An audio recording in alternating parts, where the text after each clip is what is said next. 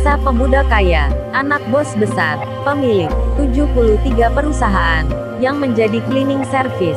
Episode 257.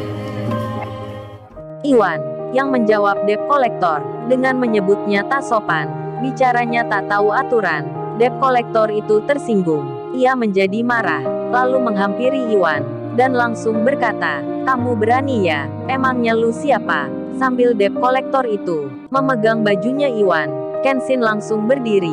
Iwan pun menghentakkan tangan debt collector itu. Sambil ia berkata, "Lepaskan tanganmu. Lu mau berantem ya? Oke, nggak masalah. Lu jual, gue beli." Waduh, gawat-gawat. Iwan terbawa emosi. Nampak badannya sedang memasang kuda-kuda, seperti bersiap menghadapi musuh. Kenshin langsung ke tempat sahabatnya itu. Sembari ia bilang ke debt collector tersebut, "Kalian ini kurang kerjaan ya? Suka mengancam orang. Bicara pun tak mau pelan. Mau menangnya sendiri. Emangnya berapa hutang bapaknya?" Lalu terdengar bicaranya Iwan. "Bro, kamu mundur aja bro. Biar gua kasih pelajaran orang ini." Debt collector itu terlihat juga nampak bersiap akan adu pukul dengan Iwan. Mereka berjumlah 5 orang, sedang berhadapan dengan Kenshin dan Iwan. Dan kemudian, warga kampung di sekitar itu keluar. Di antaranya ada yang berkata, "Oh, mereka ini debt collector ya, yang suka main keroyokan, membuat keributan."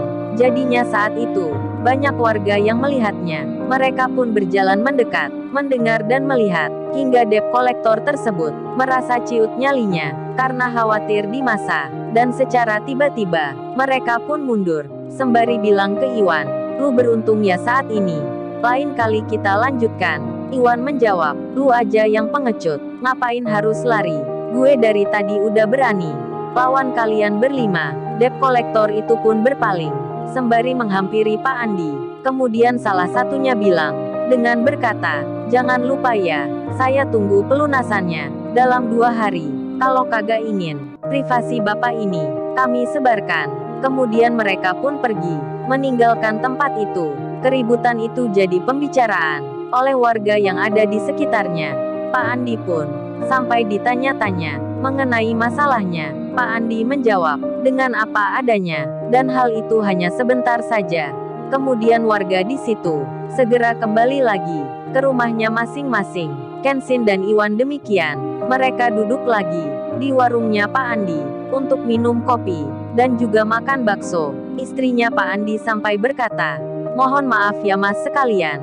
Kami jadi merasa tidak enak sendiri. Masnya malah terlibat masalah kami.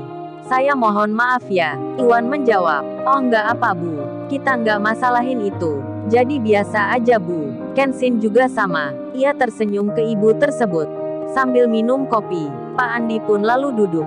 Ia tiba-tiba bercerita sendiri tentang masalahnya ini, yang mengatakan dirinya sebelumnya seorang pengusaha, namun menjadi bangkrut, ditipu oleh temannya untuk investasi, meminjam uang di bank dengan jaminan semua hartanya. Singkat cerita, Pak Andi itu bicara ke Kenshin, dari sebelumnya berkecukupan, hidupnya tak pernah kekurangan, bahkan terbilang orang kaya, tinggal di perumahan mewah.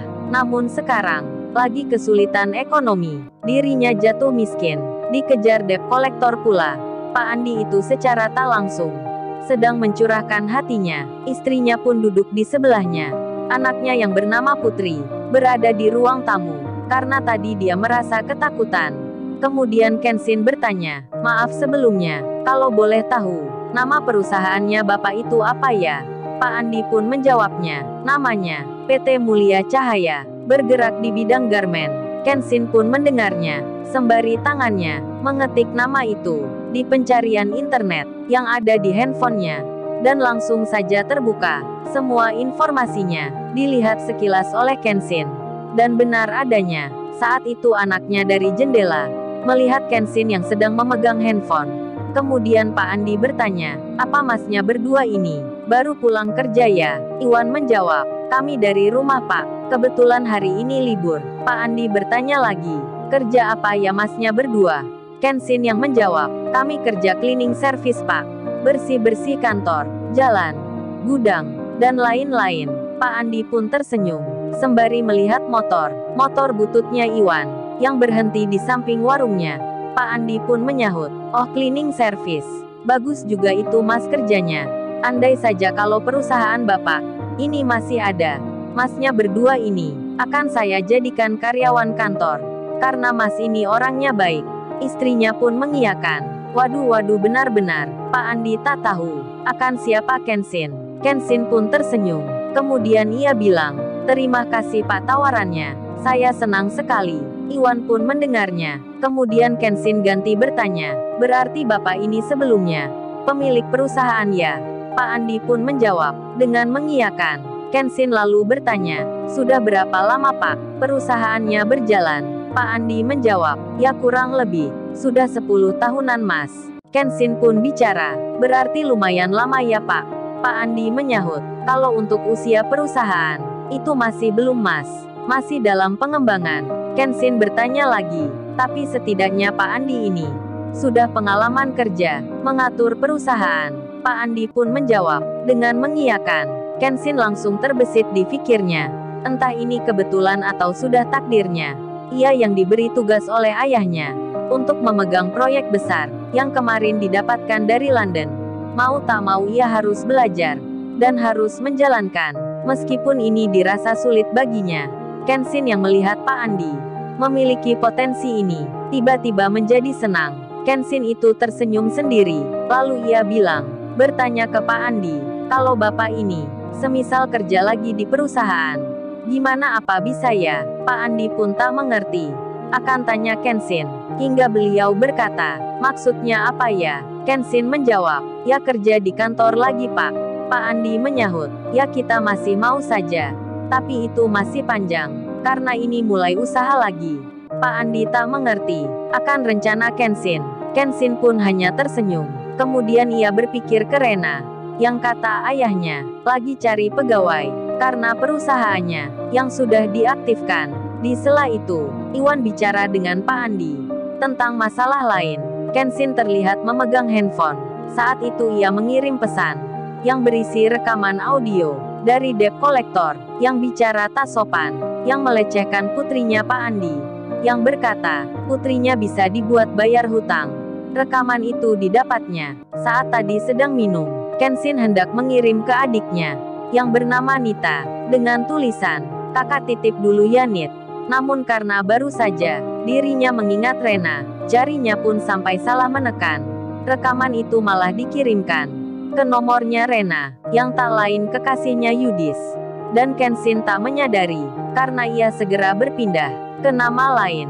Kenshin itu mengetik pesan, "Hei Kaori, hari ini aku nggak pakai WhatsApp ya, karena HP-ku ini aku kasihkan ke orang. Jadi sementara kalau hubungi, lewat SMS aja ya. Aku pakai HP lama." Kaori belum membacanya, dan handphone yang dipegang Kenshin, handphone Apple itu, disetting ulang olehnya. Isinya menjadi baru, dalam setelan pabrik. Kenshin kemudian bicara, "Pak kan saya tadi dengar, waktu Bapak bilang tak punya handphone. Karena semua dijual. Ini Pak HP saya, Bapak miliki saja. Saya kasihkan ini." Kenshin menyodorkan handphone Apple-nya ke tangan Pak Andi, yang saat itu di sampingnya ada istrinya. Pak Andi pun terkejut. Ia langsung bilang, "Loh Mas kenapa? Ini kan HP-nya Masnya sendiri." Kenshin tersenyum. "Udah Pak ambil aja. Handphone itu sudah saya setting ulang. Jadi nggak masalah kalau dipakai." Pak Andi baru sadar, handphone ini tipe yang mahal, yang bermerek Apple, berharga di atas 20 jutaan. Pak Andi lalu bicara, "Masnya kerja cleaning service ya?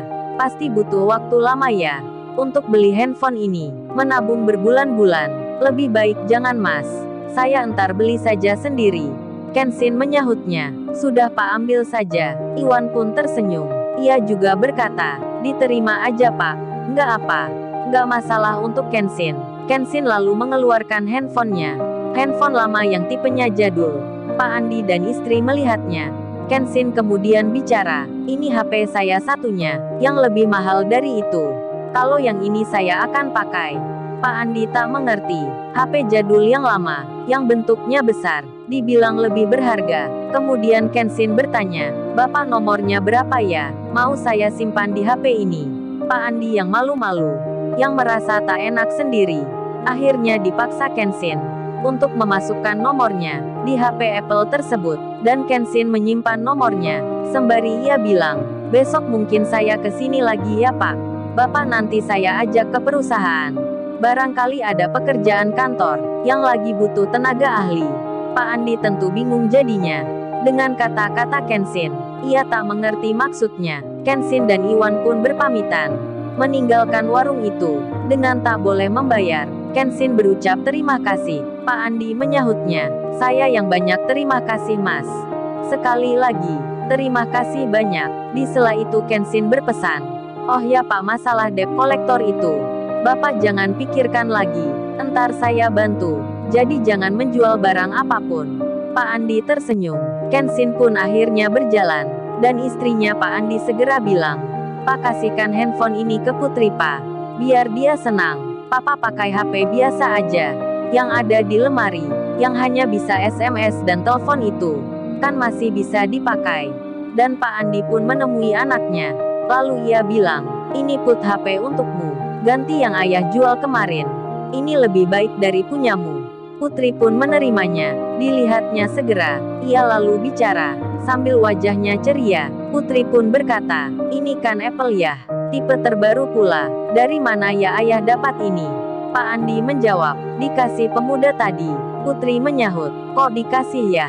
Kok bisa gitu? Ini kan HP mahal. Pak Andi pun bilang, iya, ayah sudah tahu. Tadi juga bilang gitu. Tapi pemuda itu malah bicara, lebih mahal HP lamanya. Ayah dipaksa menerima. Sudah, kamu pakai saja HP itu. Dan Putri pun senang sekali.